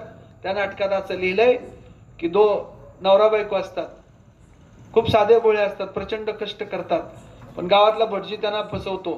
तुम्हाला जर का मुलगा व्हायचा असेल तर यज्ञ करा, शांती करा, होम हवन करा, 5 ब्राह्मण जीव घाला, तर तुम्हाला मुलगा होईल, नाहीतर मुलगी होईल, नाहीतर तुम्हाला बाळ होणार नाही, असं भीती दाखवून सतत त्यांना टेन्शन देत असतो. म्हणजे तुमच्या जन्माच्या अगोदर पासून भट कसा तुमच्या बोकांडी बसलेला असतो, ते मृत्यू झाल्यावर सुद्धा 13वा 10वा 13वी केस कापा, नैवेद्य दाखवा. कुणाला? कावळ्याला एखाद्या व्यक्तीचं निधन झालं तर आपल्याकडे काय करतो आपण? तेरेवी करतो, पिंडदान करतो, केस कापतो, नैवेद्य दाखवतो. नैवेद्य खाण्यासाठी कोणाची वाट पाहतो? कावळ्याची. आता आपला आजा काय कावळा होता का? आजी काय कावळी नव्हती का? बरं, एका कावळ्याने घास शिवला तर आपण समजू शकतो, पण 4-5 कावळ्याने घास शिवला तर बदनामी आहे का नाही आपल्या आई वडिलांची? कोणी केला आपल्या आई वडिलांचा कावळा? मी जर म्हणालो तुझा बाप कावळा, तुमची आई कावळीन, मारचाल की? आपल्या आई वडिलांची पर्सनॅलिटी, कावळ्याची पर्सनॅलिटी कुठेतरी साम्य आहे का? अजिबात साम्य नाही. तुकाराम महाराज म्हणाले, तुका म्हणे माय बापे अवघी देवाची रूपे, आई वडील तुझ्या पाशी कशाला करतो काशी. तुकाराम महाराजांचा आपण आई वडील सगळ्यात मोठं दैवत आहे. आणि तुकाराम महाराज पुढे जाऊन म्हणतात, येथे मिळतो दही भात वैकुंठी नाही त्याची मात, भय नाही जन्म घेता मोक्ष पदा अनुलाता. तुका म्हणे आता मजल लगे सायुज्यता, सायुज्य पदाची गरज नाही, मोक्षाला लाता घाला. आणि तुकाराम महाराज पुढे जाऊन म्हणतात, भुके नाही अन्न मेल्यावर पिंडदान हे तो चाळवा चाळवी केले आपण जेवी. तुकाराम महाराज म्हणतात, आपण तेरेवी करतो, पिंडदान करतो, केस कापतो, नैवेद्य दाखवतो, नैवेद्य करण्यासाठी कावळ्याची वाट पाहतो. हे काय चाळवा चाळवी, फसवणूक आहे. मृत्यूनंतरचं कोणतेही जीवन नाही, स्वर्ग नाही, नरक नाही, पूर्वजन्म नाही, पुनर्जन्म नाही, आत्मा नाही. जसे परदेशात जाणारे व्यक्ती आपल्याला भेटले तर आपण म्हणू फॉरेन रिटर्न, तसं तुम्हाला तुमच्या गावात असा एखादा व्यक्ती भेटला का? अमुक अमकेग्रस्त स्वर्ग रिटर्न आहेत, गेली 100 वर्ष झाले स्वर्गात आहेत, पण जिल्हा परिषदेच्या निवडणुका जवळ आल्यामुळे राजा टाकून खाली उतरलेले आहेत. अमुक अमकेग्रस्त नरक रिटर्न आहे, गेली 10 वर्ष झाले नरकात आहेत, पण आजच सकाळी जामीनवर सुटून खाली उतरलेले आहेत. भेटला का? गरिबांना स्वर्गाचा आमिष आणि श्रीमंतांना नरकाची भीती दाखवून लुटण्यासाठी स्वर्ग नरकाच्या कल्पना आल्या. खोट आहे सगळं. तुकाराम महाराज म्हणाले, इथं तुम्ही माणसावर प्रेम करा, इथं तुम्ही आई वडिलांची सेवा करा, मृत्यूनंतरचं कोणतेही जीवन नाही. महात्मा फुलेने हाच विचार मांडला. तृतीय रत्न नाटक त्यांनी यासाठी लिहिलं की ज्ञान ही जगातली सगळ्यात मोठी सत्य आहे. मग त्या तृतीय रत्न नाटकातील नवरा बायको काय म्हणतात, आपल्याला खूप लोकांनी फसवलं भटजीने, आता काय करू? मी ज्योतिरावच्या शाळेत जातो आणि तो सावित्रीच्या शाळेत जा. बायकोला नवरा. ज्ञानाचं महत्व सांगणारं तृतीय रत्न नावाचं नाटक महात्मा फुलेने लिहिलं. महात्मा फुले नाटककार आहेत, महात्मा फुले संशोधक आहेत, महात्मा फुले शाहीर आहेत. महात्मा फुलेंनी शिवाजीराजांचा पोवाडा लिहिला. आतापर्यंत शिवाजीराजांच्या जीवनावरती अनेक पोवाडे आले. आत्माराम पाटलांनी लिहिला, शाहीर अमर शेखाने लिहिला, शाहीर राजेंद्र कांबळेंचा आहे, शाहीर बाबासाहेब देशमुखांचा आहे. अनेक शाहिरांनी पोवाडे लिहिले, पण महात्मा ज्योतिराव फुले यांच्या इतका मोठा पोवाडा अजून कुणी लिहिलेला नाही. किती मोठा पोवाडा आहे महात्मा फुलेंनी लिहिलेला? 908 ओळीचा पोवाडा लिहिलेला आहे. शाहीर अमर शेखांचा 250 ओळीचा पोवाडा आहे. या देशामध्ये सर्वात मोठा पोवाडा छत्रपती शिवाजीराजांचा महात्मा ज्योतिराव फुलेंनी लिहिला. 1869 साली महात्मा फुले रायगडावरती गेले. 4 दिवस रायगडावर थांबले. शिवाजीराजांची समाधी शोधून काढली, पुण्यामध्ये आले आणि पहिली शिवजयंती या देशातली महात्मा ज्योतिराव फुलेंनी सुरू केली. 1869 ला पहिली शिवजयंती. आणि आपल्याला पुस्तकात काय शिकवतात? शिवजयंती कोणी सुरू केली? टिळकांनी सुरू केली. टिळकांचा जन्म आहे 1856 चा. महात्मा फुलेंनी शिवजयंती सुरू केली 1869 ला. म्हणजे महात्मा फुले शिवजयंती सुरू केली तेव्हा टिळक 13 वर्षाचे होते आणि तिकडे गावाकडेच होते, अजून शाळेत शिकत होते चिखलीला. चिखली जिल्हा रत्नागिरी. ते पुण्यात आलेले नव्हते अजून, ते लहान आहेत, तिकडे गावीच आहेत. महात्मा फुलेंनी शिवजयंती महोत्सवाला सुरुवात केली. तरी देखील पुस्तकात काय सांगतात? टिळकांनी शिवजयंती सुरू केली. खोटा इतिहास आज देखील मुलांना शिकवला जातो. आपले महापुरुष फुले, शाहू आंबेडकर, शिवाजी महाराज, त्यांची चित्र कशी पाहिजेत? प्रेरणादायक पाहिजेत, आनंददायी पाहिजेत. पण फुले, शाहू आंबेडकरचं चित्र मुलांना बघा पुस्तकात लय निगेटिव्ह चित्र आहे, ते नकारात्मक. टिळकांचं चित्र कसं आहे पुस्तकात? फेटा, मिशा, प्रसन्न चेहरा. शाळेतल्या पोरांना वाटतं अजून आपला आजाल आहे पुस्तकात. इतिहासाचं विकृतीकरण याला म्हणतात. महात्मा फुले, शाहू महाराज, बाबासाहेब यांचे सुद्धा चांगले फोटो पाहिजेत ना, प्रेरणादायक, आनंददायी, प्रसन्न. शाळा काढल्या फुले, शाहू आंबेडकर, कर्मवीर भाऊराव पाटलांनी, कर्मवीर मामासाहेब जगदाळेंनी. पण शाळेमध्ये शिकवणारे पाठ्यपुस्तकात तयार करणाऱ्या संस्था आज देखील सनातनींच्या ताब्यात आहेत. ते गांभीर्याने पाहणं अत्यंत गरजेचं आहे. महात्मा फुलेंनी पोवाडालीला शिवजन्मोत्सवाला सुरुवात केली. शिवाजीराजांची समाधी शोधून काढली. आज जे महाराष्ट्राला शिवाजी महाराज माहीत झाले त्याचं श्रेय महात्मा ज्योतिराव फुले आणि सावित्रीबाई फुले यांना द्यावे लागेल. पोवाडालीला कुळवाडी भूषण पोवाडा गातो भोसल्यांचा आणि छत्रपती शिवाजीराजांचं कुळवाडी. 18 पगड जाती 12 बिरदारांचा राजा असं वर्णन महात्मा फुले करतात. महात्मा फुले काय म्हणाले? मासा पाणी खेळे गुरु कोण असे त्याचा. मासा पाण्यामध्ये पोहायला शिकतो त्याला कोण गुरु असतो का? Swimming training college for fish आहे का जगात कुठं माशाला पोहायला शिकायची शाळा? माशाची बालवाडी, माशाचं हायस्कूल, माशाचं कॉलेज. हाऊ टू स्विम माशाला पोहायला शिकवलं जातं. नंतर मासा ट्रेंड होतो, मग त्याला तलावामध्ये, धरणामध्ये, नदीमध्ये, उजनीमध्ये सोडतात. आहे का? चिलाप्याला शिकायचं ट्रेनिंग कॉलेज आहे का? नाही. मासा उत्स्फूर्तपणे पोहायला शिकतो. त्याच्या पिढ्यानपिढ्या पाण्यात आहेत. मग आंबळ्या असू द्या, कटारणा असू द्या, वाम असू द्या, रहू असू द्या, कटला असू द्या, चालट्या, चांभाऱ्या असू द्या, सगळे मासे उत्स्फूर्तपणे पोहायला शिकतात. माशाला पोहायला शिकायची शाळा नाही. महात्मा फुले म्हणाले मासा पाणी खेळे गुरु कोण असे त्याचा. मासा पाण्यात पोहायला शिकतो त्याला कुठल्या गुरुची गरज नसते. तसं महात्मा फुले म्हणतात शिवाजीराजेंच्या पिढ्यानपिढ्या तलवार चालवतात. आजोबा मालोजीराजे, मात्र आजोबा लखोजीराजे, वडील शहाजीराजे, आई जिजाऊ ज्यांची आई सुद्धा युद्ध कलेमध्ये निपुण आहे, ज्यांचे वडील शहाजीराजे आदिलशाही, निजामशाही, मुघलशाहीवरती वचक असणारे, ज्यांच्या पिढ्यानपिढ्या तलवार चालवतात, त्या शिवाजीराजांना कुठल्याही भटजी देऊन तलवार शिकवायची गरज नव्हती. 150 वर्षापूर्वी महात्मा ज्योतिराव फुलेंनी लिहून केलं. मासा पाणी खेळे गुरु कोण असे त्याचा. महात्मा फुले शाहीर होते. शिवरायांचा पोवाडा लिहिला. महात्मा फुले संशोधक होते. गुलामगिरी नावाचा ग्रंथ लिहिला. गुलामगिरीमध्ये महात्मा ज्योतिराव फुलेंनी आपला धार्मिक संघर्ष मांडला. आपले महापुरुष कोण? ज्योतिबा, खंडोबा, भैरोबा, म्हसोबा, तुळजापूरची भवानी, पंढरीचा पांडुरंग, महादेव हे आपले महापुरुष आहेत. बळीराजा आपला महापुरुष आहे. इडापिडा टळो बळीच राज्य हो हे महात्मा ज्योतिराव फुलेंनी मांडलं. बळी तुमचा पूर्वज आहे, वामन तुमचा पूर्वज नाही. हिरण्यकश्यप आपला पूर्वज आहे, नरसिंह आपला पूर्वज नाही. हा खरा इतिहास महात्मा ज्योतिराव फुलेंनी मांडला. खरा इतिहास मांडणारे, खरा इतिहास लिहिणारे आणि खरा इतिहास सांगणारा महापुरुष म्हणजे महात्मा ज्योतिराव फुले. आज देखील आपल्याकडे परशुरामाला चिरंजीव म्हणतात ना. चिरंजीव अश्वत्थामा, बलिर्व्यास, हनुमंत, विभीषण, कृप परशुराम, सप्तची चिरंजीवन म्हणजे परशुराम चिरंजीव आहे. वारकरी संप्रदायातलं कोण आहे का इथं? आहेत ना? बरोबर आहे का मी सांगतोय ते? परशुरामाला चिरंजीव. तुमच्या गावची तर मोठा आश्रम आहे. तुमच्यात कीर्तनकार आहेत. काय त्यांचं गीतांजली, मोठ्या कीर्तनकार आहेत तुमच्यातल्या. मोठं चांगलं कीर्तन करतात त्या. तुमच्या गावामध्ये वाकावचं माझं जे गाव आहे, मूळ गाव, आणि तुमच्या गावाचा चांगला ऋणानुबंध आहे. दामनेकर गुरुजी, बरोबर ना? मोठे क्लासिकल भजन सम्राट, म्हणजे अत्यंत अभिजात भजन गायक म्हणून त्यांची ख्याती आहे.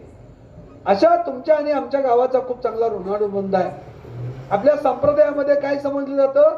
परशुराम चिरंजीव आहे. जळी, स्थळी, काष्टी, पाषाणी सर्वत्र परशुराम आहे. सांगतात का नाही? कशासाठी सांगतात? परशुराम कुऱ्हाड घेऊन येईल आणि कधी तुमचा खात्मा करेल. त्यामुळे सनातनांच्या विरुद्ध बोलायचं नाही. भीती दाखवायसाठी, हो, दहशत निर्माण करण्यासाठी. कोकाटे लय बोलताना परशुराम येईल इकडून तिकडून, लय सांगताना काय काय लोकांना शान करताना परशुराम येईल. परशुरामाची भीती पिढ्याने पिढ्या आपल्याला घातण्यात आली. परशुराम जिवंत आहे, चिरंजीव आहे. जळी, काष्टी, पाषाणी सर्वत्र आहे. तो रानात आहे, शेतात आहे, घरात आहे, चौकात आहे. अहो, लोक पिढ्यान पिढ्या घाबरले ना. परशुराम जिवंत आहे, परशुराम जिवंत आहे. नको काय बोलायला बाबा सनातनांच्या विरुद्ध. अहो, आमच्या महात्मा ज्योतिराव फुलेंनी परशुरामाला वॉरंटच काढलं. वॉरंट,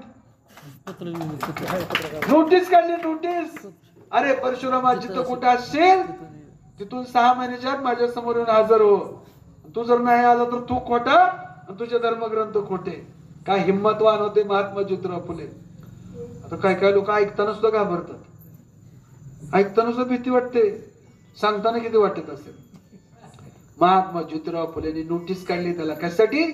तर आपला बहुजन समाज जो आहे, शेतकरी आहेत, कष्टकरी, श्रम करेत, हे जे पिढ्यानपिढ्या धार्मिक दहशतीखाली वावरत आहेत, तो धार्मिक दहशतवाद नष्ट करण्यासाठी महात्मा ज्योतिराव फुलेंनी गुलामगिरी नावाचा ग्रंथ लिहिला. तुम्ही वाचा.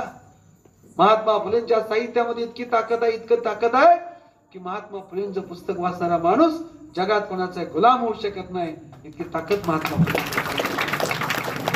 गुलामगिरी शेतकऱ्यांचा असूड, ब्राह्मणांचे कसब, सार्वजनिक सत्यधर्म, शिवरायांचा पोवाडा, तृतीय रत्न नावाचं नाटक लिहिलं.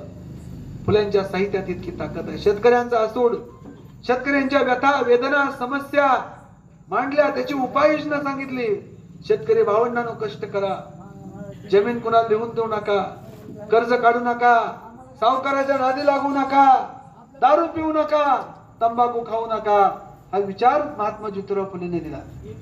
महात्मा फुले म्हणतात निर्व्यसनी राहा, व्यसन करू नका. तुम्ही दारू प्याल, तंबाखू खाल, गुटखा खाल, त्यावेळेस गुटखा नव्हता, तंबाखू.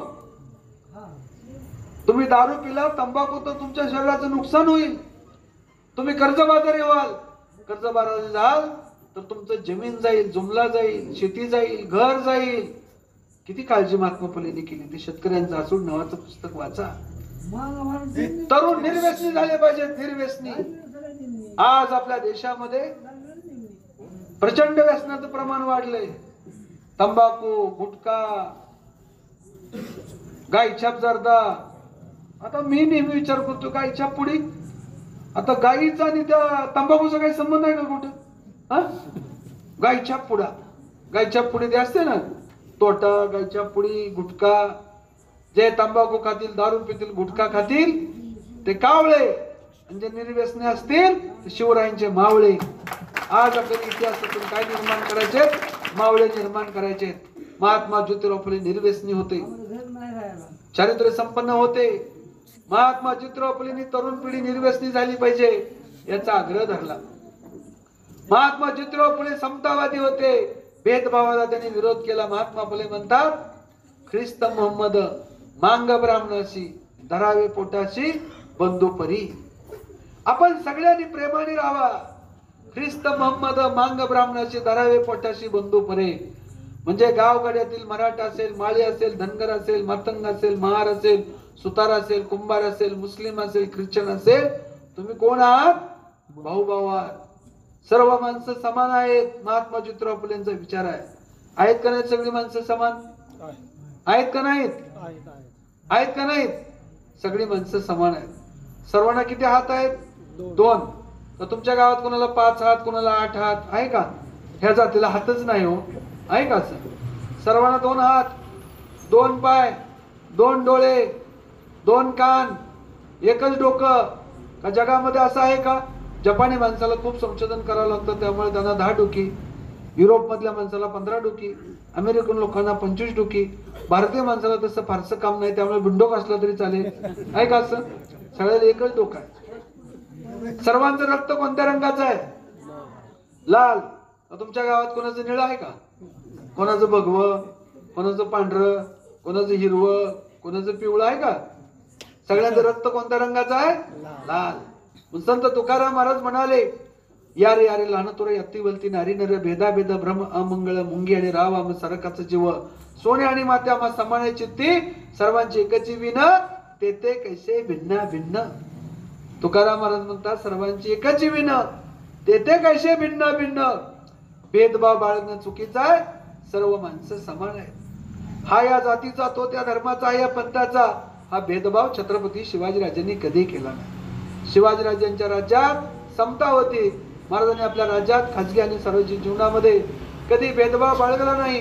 म्हणून महात्मा ज्योतिराव फुले यांनी छत्रपती शिवाजीराजांना प्रेरणास्थान मानलं. आपल्या देशातील सामाजिक क्रांतीचं प्रेरणास्थान छत्रपती शिवाजी महाराज. महात्मा फुलेंचं प्रेरणास्थान शिवाजी महाराज. शाहू महाराजांचं प्रेरणास्थान शिवाजी महाराज. जय भवानी जय शिवाजी घोषणा देशामध्ये पहिल्यांदा कोणी दिली?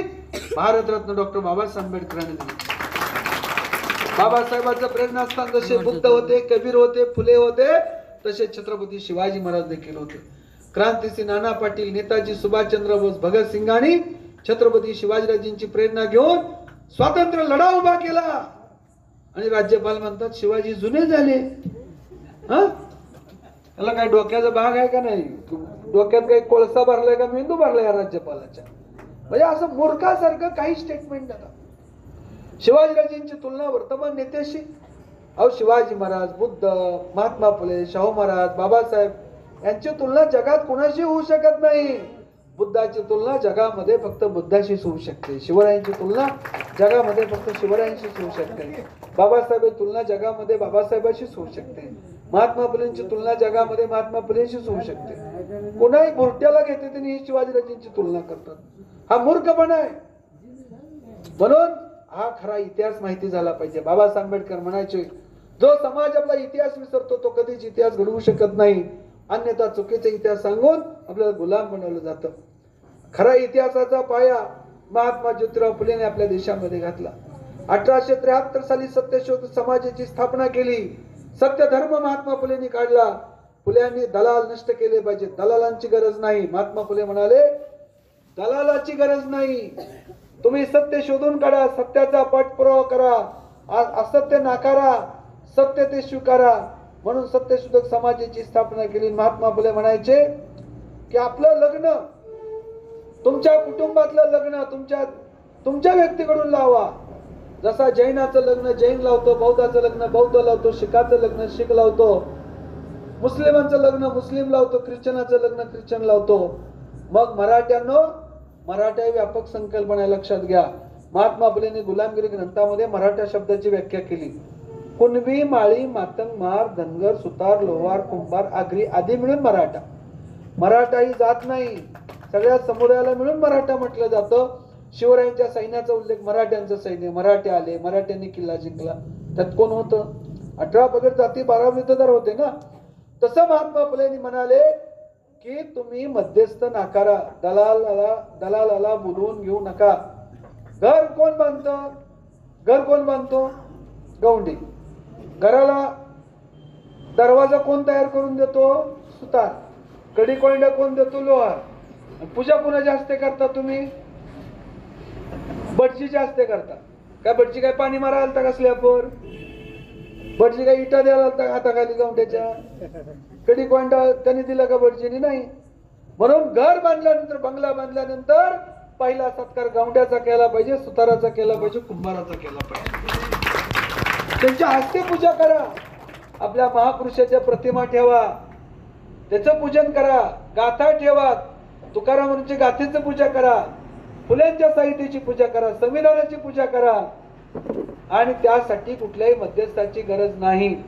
पण आपल्याकडे बंगला बांधला की सत्यनारायण, श्रावण आला की सत्यनारायण, मुला मुलीचं लग्न झालं की सत्यनारायण. सत्यनारायणची पुती ऐकली का तुम्ही? काय सांगतो भटजी?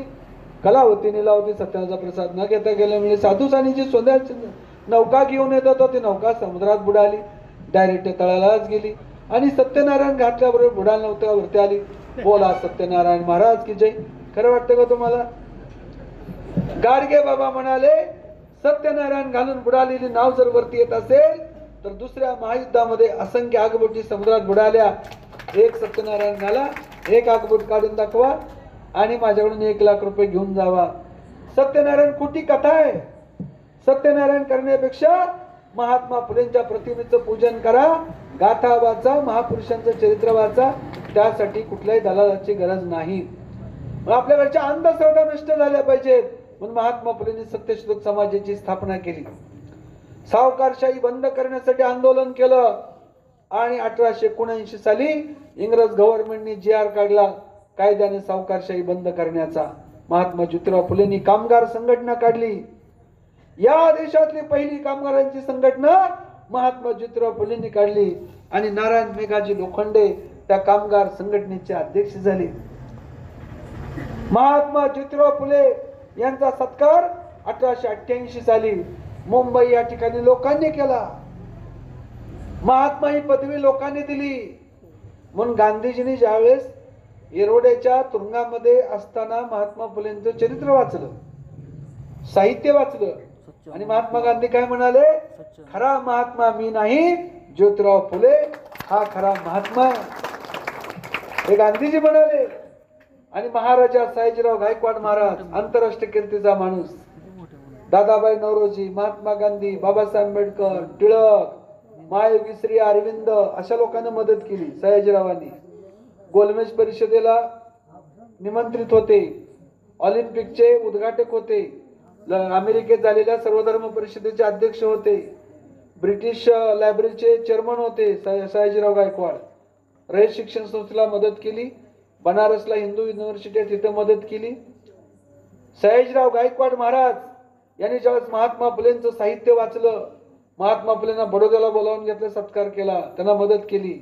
आणि सयाजीराव गायकवाड महाराज काय म्हणाले? महात्मा फुले म्हणजे आमच्या भारताचा वॉशिंग्टन आहे. सयाजीराव गायकवाड म्हणतात. शाहू महाराज किती मोठा राजा. शाहू महाराज म्हणाले महात्मा फुले आमच्या भारताचा मार्टिन लुथर आहे. आणि बाबासाहेब आंबेडकर म्हणतात आधुनिक भारतामध्ये समग्र क्रांती करायची असेल तर फुलेंचं तत्वज्ञान, फुलेंचं साहित्य म्हणजे ऊर्जा आहे आपली. असं महापुरुष म्हणजे महात्मा ज्योतिराव फुले आहेत. महात्मा ज्योतिराव फुलेंनी अंधश्रद्धेवरती कडाडून हल्ला केला. भविष्य, पंचांग, मुहूर्त, कर्मकांड याला विरोध केला. तुम्ही विज्ञानवादी व्हा, अंधश्रद्धा बाळगू नका, भविष्य पंचांग पाहू नका. पण आज देखील शिकलेले लोक ज्योतिषाकडे जातात, हस्तरेषा पाहतात. मग ज्योतिषी म्हणतो तुम्हाला शनी लागला, मंगळ लागला, गुरु लागला. काय काय लावतो ज्योतिषी? शनी लावतो, मंगळ लावतो, गुरु लावतो. आणि भांडण गावात झालं समजा, गावात भांडणात एखादा म्हणाला तुला घोडा लावला, काय होईल? पोलीस कंप्लेंट होईल. घोडा मोठा का शनी मोठा? घोडा मोठा का मंगळ मोठा? पृथ्वीपेक्षा मोठा आहे शनी मंगळ. ती लावतो बटजी. तुम्हाला शनी लागला, मंगळ लागला, गुरु लागला, मग काय करा? शांती करा, यज्ञ करा, नारायण नागबळी करा, नाहीतर काशी करा. मग आपल्याकडचे अनेक लोक काशी करायला जातात. तो मंगळ शनी गुरु त्रास द्यायला येईल का पृथ्वीवरती कधीतरी? तुम्ही कधी बातमी वाचली का अशी? शनी 8 दिवस पृथ्वीवर मुक्कामाला होता. गेल्याच महिन्यात गुरुचा भारतावरती दौरा झाला. पुढच्या महिन्यामध्ये पृथ्वी हनीमूनला चंद्रावर जाणार आहे. वाचलं कधी तुम्ही? नाही. शनी मंगळ गुरु कोट्यावधी किलोमीटर दूर आहे. ते त्रास द्यायला येतील का आपल्याला? सगळ्यात जवळचा ग्रह मंगळ आहे. जवळ म्हणजे काय 2-3 किलोमीटर नव्हे, 5.5 कोटी किलोमीटर आहे. मॅडम बरोबर आहे ना? जॉग्राफीचं कोण आहे का आपल्याकडे? जॉग्राफी वाले ते सांगतील तुम्हाला. मंगळ पृथ्वीपासून किती दूर आहे? 5.5 कोटी किलोमीटर. तो येईल का त्रास द्यायला आपल्याला? पण आपल्याला मुला मुलीच्या लग्नाचं वय झाले सांगतात तुमच्या मुलीला 8वा मंगळ आहे, मुलाला 9वा शनी आहे, 10 वर्ष लग्नाचा योग नाही. तोपर्यंत डंगरे होणार ना, ते लुटणार ना. शांती करा, यज्ञ करा. कोणताही ग्रह आणि तारा आपल्या मुला मुलीला त्रास देण्यासाठी येणार नाही. भीती दाखवून लुटणे. आज देखील आपल्याकडे वर्तमानपत्र आलं, पेपर आलं, काय वाचतो आपण? राशी भविष्य. मेष काय म्हणते, वृश्चिक काय म्हणते, तुळ काय म्हणते, कुंभ काय म्हणते वाचतो आपण. मग राशी भविष्यात लिहिलेलं असतं आज तुम्हाला विमान प्रवासाचा योग आहे आणि करमाळ्यावरनं टमटममध्ये बसून आलेलं असतं. राशी भविष्य कसं ठरवतात? नावाच्या आद्याक्षरावर. ज्याच्या नावाचं पहिलं अक्षर सारखं त्याची राशी एक. उदाहरणार्थ ज्याच्या नावाचं पहिलं अक्षर स किंवा श असेल, संतोष, शरद, सायली, सौदागर, सौरभ, संगीता, सुनीता, सुनील, स्नेहा, त्यांची रास कोणती? कुंभ. हुशार माणसं आहेत, म्हणजे राशी भविष्य पाहतात. नावाच्या आद्याक्षरावर जर राशी भविष्य खरं ठरत असेल तर मग रामाचा शत्रू रावण कस काय? र र राम रावण. दोघांची राशी काय? दोघे के पॅनल मध्ये पाहिजेत ना. नावाच्या आद्याक्षर जर राशी भविष्य खरं ठरत असेल तर मग कृष्णाचा शत्रू कंस कस काय? के के. दोघे का पार्टीत पाहिजेत. राशी भविष्य तोतांड आहे, कर्तृत्व श्रेष्ठ आहे. ज्याच्या मेंदूत मनात मंगळ सामर्थ्य असतं ती माणसं कधी भविष्य पंचांग मुहूर्त पाहत नाही. आज देखील आपल्याकडे बंगला बांधायला लागले की वास्तुशास्त्र आलं. घराचं तोंड इकडे असावं, किचन कट्टा तिकडे असावा, बेडरूम इकडे असावं. घराचं तोंड कोणीकडे महत्वाचं नाही, घरात राहणारी माणसं किती हिंमतवान आणि किती कर्तृत्वान आहेत यावरती यश अवलंबून असतं. कोणती दिशा वाईट नाही, कोणताही दिवस वाईट नाही. आजच्या दिवसाला रविवार म्हणावं कोणी ठरवलं? माणसाने ठरवलं. सूर्यावर लिहिले का संडे, मंडे, ट्यूसडे, वेनसडे? नाही. दिवसाला नाव माणसाने दिली. दळणवळणासाठी दिशा आल्या, दैनंदिन व्यवहारासाठी कॅलेंडर आलं. कोणताही दिवस वाईट नाही. तरी देखील आपल्याकडचे अनेक लोक शुक्रवारी नॉनव्हेज खातात, शनिवारी खात नाहीत. आज आमचा शनिवार आहे.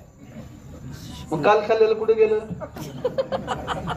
रविवारी खातात, सोमवारी खात नाहीत. आज आमचा सोमवार आहे. अशा लोकांना मस्त डॉक्टरकडे नेऊन ऍडमिट केलं पाहिजे बार्शीला. आहाराचा आणि धर्माचा जगामध्ये काही संबंध नाही.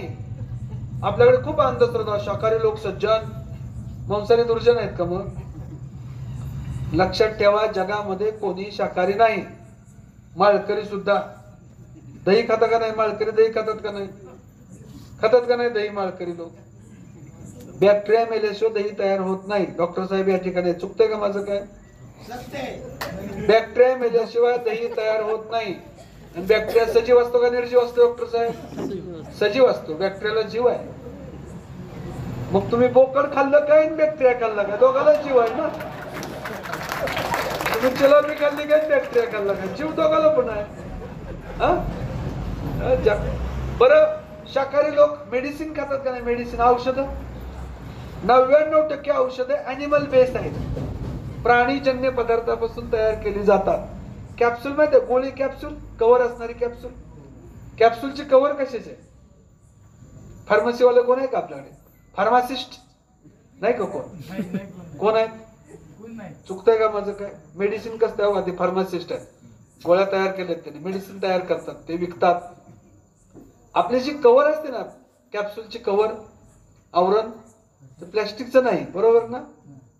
त्या हाडाच्या बुकटीपासून जिलेटिन तयार करतात आणि त्यापासून ती कव्हर तयार करतात. कारण तुमच्या शरीरात मर्ज व्हायला पाहिजे ना.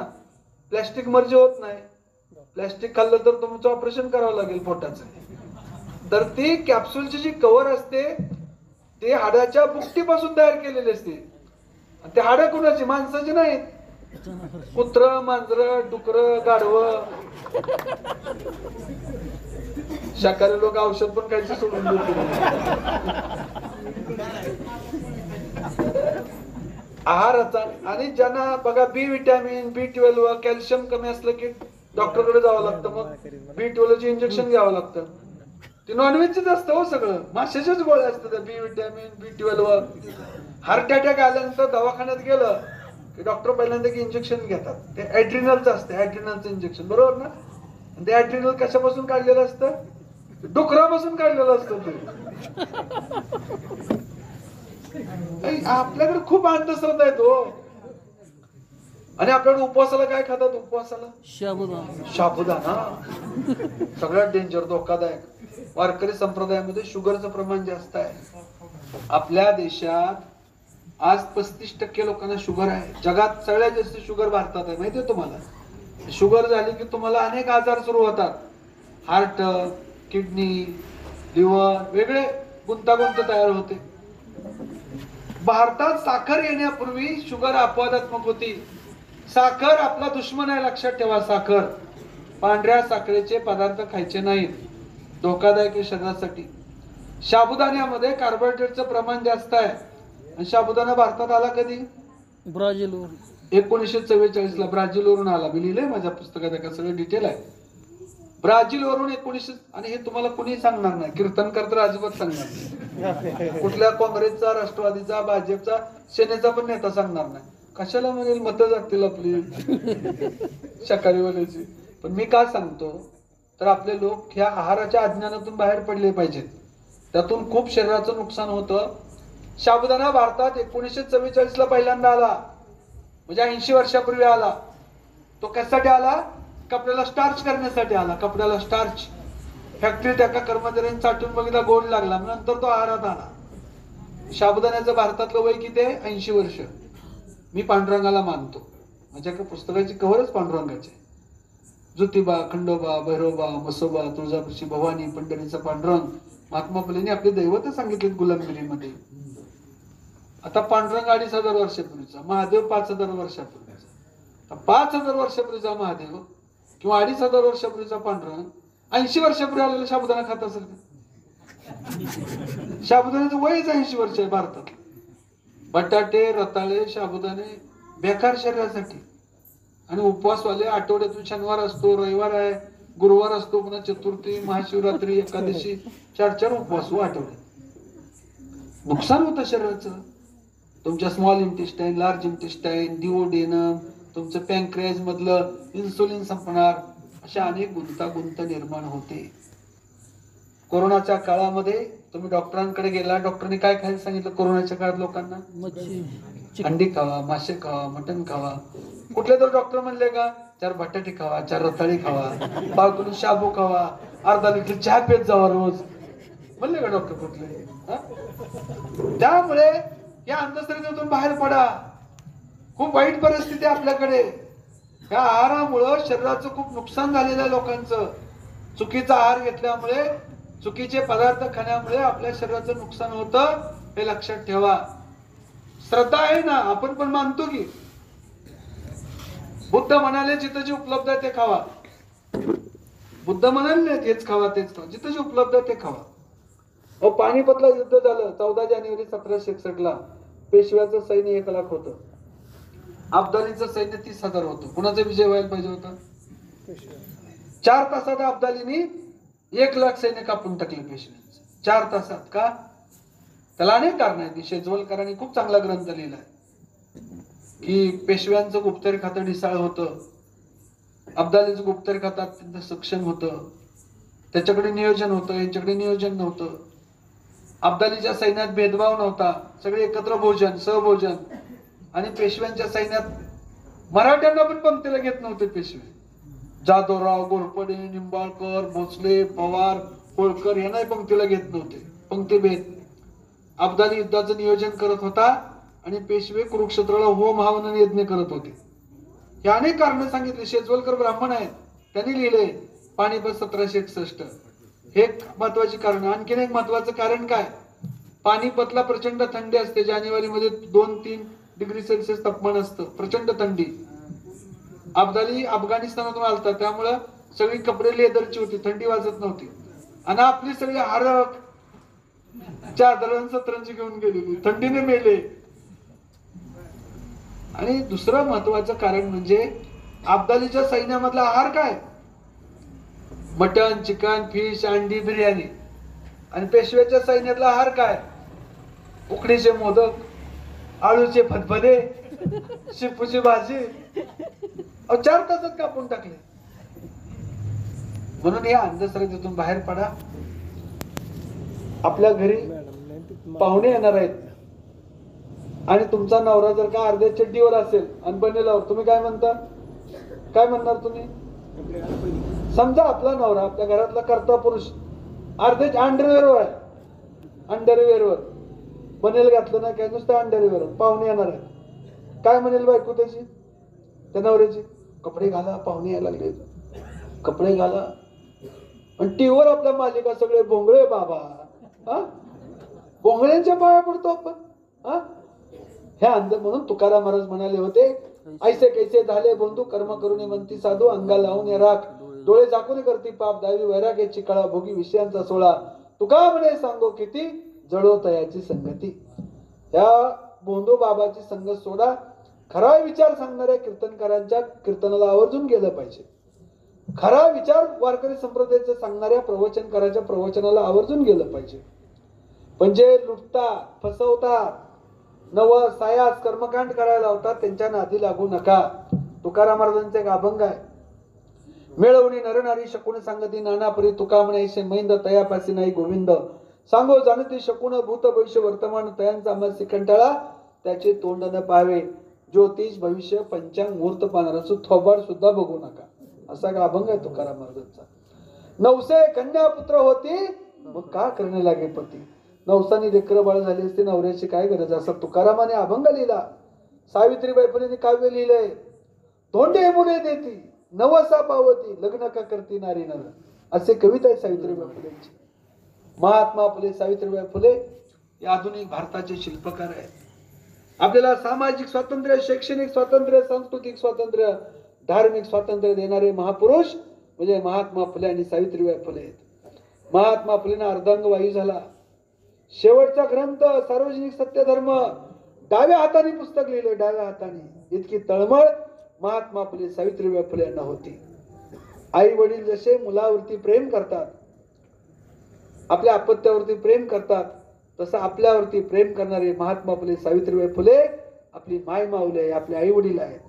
त्यांनी आपल्यासाठी खूप कष्टा सहन केल्या, खूप त्रास सहन केला आणि म्हणून त्यांच्यामुळे आपल्याला शिक्षण मिळालं. त्यांच्यामुळे शिवाजी महाराज माहिती झाले आणि त्यांची प्रेरणा घेऊन शाहू महाराज, बाबासाहेब आंबेडकर, कर्मवीर भाऊराव पाटील असे अनेक महापुरुष आपल्या देशामध्ये निर्माण झाले. महात्मा ज्योतिराव फुलेंची पुस्तकं प्रत्येकाच्या घरी पाहिजेत. आपण वाचा. बाबासाहेब म्हणाले होते, वाचाल तर वाचाल, शिकाल तर टिकाल, नाहीतर भंगारात फेकाल. चांगलं पुस्तक वाचा, खरं पुस्तक वाचा. खरं पुस्तक वाचलं तर मस्तक सशक्त होईल आणि सशक्त झालेलं मस्तक कोणापुढे नतमस्तक होणार नाही. इतकी ताकद चांगल्या आणि खऱ्या पुस्तकामध्ये असते. कोर्टी गाव एक अत्यंत सुसंस्कृत गाव आहे, चांगलं गाव आहे. तुमच्या गावामध्ये चांगली शाळा आहे, शाळेच्या मुख्याध्यापिका मॅडम आहेत. हा खरा महात्मा आपले सावित्रीबाई फुलेंच्या कर्तृत्वाचा विजय आहे.